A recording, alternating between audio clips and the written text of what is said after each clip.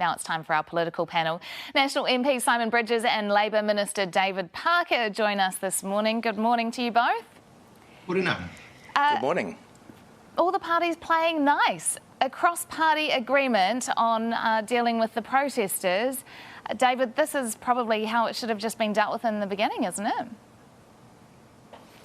Well, it pretty much has been, actually, but we just reinforced that yesterday. Every political party in Parliament agreeing that we're not going to meet with the protesters while they're breaking the law. You know, we've all got to abide by the law. We drive on the left, we stop at the lights. It's part of being in a community. These people are not just anti-vaccines, they're anti-mandates. They've been acting illegally, and we're not going to approve of that.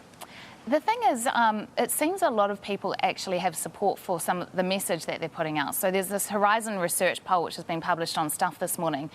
30% support the anti-mandate protest. Granted, the sample size, we have to point out, is of 520 people.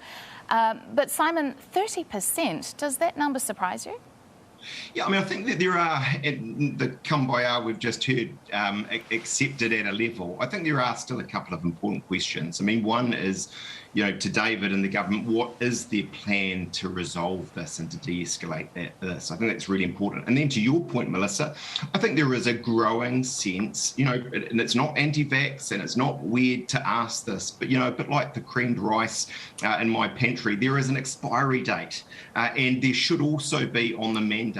And the government owes it to us to give us a very clear sense of the plan, the clarity around the timeline and the criteria by which they'll get rid of mandates, because they are, in the end, very significant rules and regulations on New Zealanders, and we should understand when they're going. And David, the other number in this poll is that 28% do oppose the mandates. So is it wrong to write off those protesters as I just completely this reject group? that poll.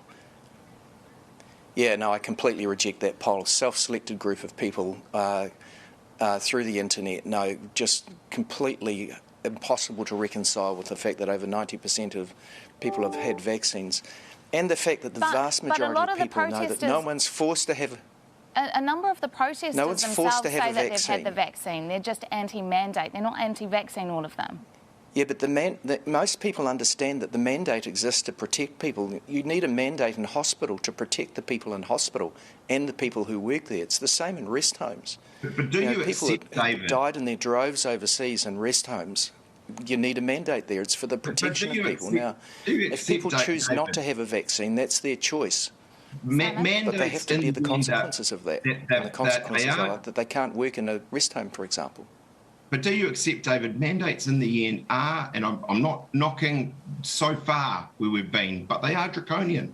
They do infringe, you as a lawyer know, as Attorney General, on the rights of New Zealanders. And so actually there should be always a sense of the pros and cons. And I don't think we have any clarity from you or the government about the timeline, about the criteria upon which, you know, in the age of Omicron, which is different in many ways from where we've been, Delta and so on, when they go. Delta is still circulating in the community, and in countries that have a lot of it, and we've managed to suppress it, about 1 in 100 people who get it that die.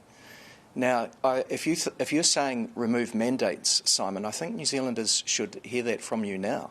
So, David, are you saying that mandates should not be removed?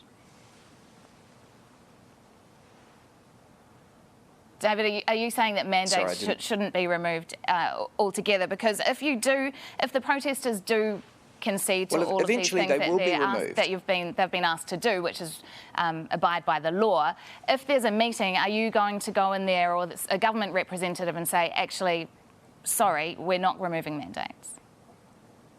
We're not having a meeting because they're illegally blocking cars, intimidating people, threatening journalists. The agreement is, though, that there will be a meeting if they act lawfully, right? Well, at that point, we wouldn't object to meeting with people because they wouldn't be acting illegally. But at the moment, they're acting illegally.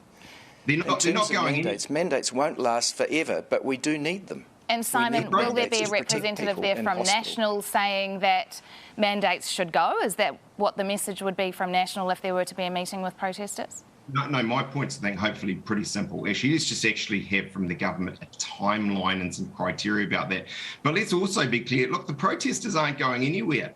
They're pretty organised. And so I think, what Jacinda Ardern and David Parker, for that matter, should be doing is giving us a sense of how they are going to just de-escalate this. I mean, at the moment, it does feel a bit, I'm sorry, David, Dad's army, actually without the army, I should say. And I think we deserve a really clear sense of what is going to happen here from the government. We just haven't, whether it's mandates. David, can you just clear that up for us? If the protesters act legally, they remove their cars, they are there legally and they're not impinging on businesses around them, who will go and meet with them?